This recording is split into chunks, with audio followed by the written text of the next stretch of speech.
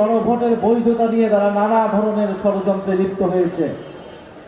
সেই জুলাই সনদ বাস্তবায়ন আদেশ এবং গণভোটের বৈধতাকে তারা আদালতে নিয়ে যাওয়ার, তাদের সরকার দলপন্থী আইনজীবীরা সেটা আদালতে নিয়ে যেয়ে বৈধতাকে প্রশ্নবিদ্ধ করার চেষ্টা করছে, আদালতের উপর চাপ প্রয়োগ করছে।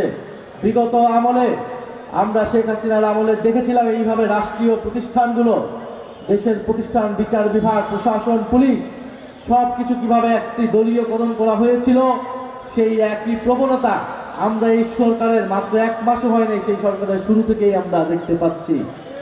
সংস্কারের বিপক্ষে, বিচারের বিপক্ষে যদি কোনো শক্তি, কোনো সরকার দাঁড়ায়, বাংলাদেশের জনগণ সেটা গ্রহণ করবে না। জাতীয় নাগরিক পার্টি, এনসিপি এবং 11 দল সেটা সহজে মেনে নেবে না। আমরা এই সরকারের সাথে ইতিবাচক মনোভাবেই কাজ করতে চেয়েছিলাম।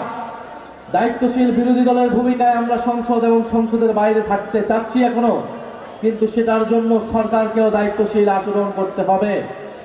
এই আগামী 12 তারিখ অধিবেশন হবে, সেই অধিবেশনের শুরুতেই সংস্কার পরিষদ, সংবিধান সংস্কার পরিষদের সদস্য হিসেবে তাদেরকে শপথ নিতে হবে এবং ফ্যাসিস্টের রাষ্ট্রপতিকে অপসারণের জন্য যথাযথ ব্যবস্থা গ্রহণ করতে হবে।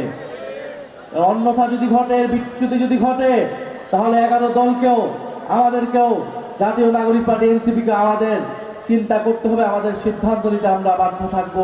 আমরা খুব স্পষ্টভাবে বলতে চাই, মুক্তিযুদ্ধের নামে, 7ই মার্চের নামে, শেখ মুজিবের নামে, অন্য যে কোনো কিছুর নামেই ফ্যাসিস্টদেরকে যদি পুনর্বাসনের প্রচেষ্টা চালানো হয়, তাহলে সেটা আমরা মেনে নেব না।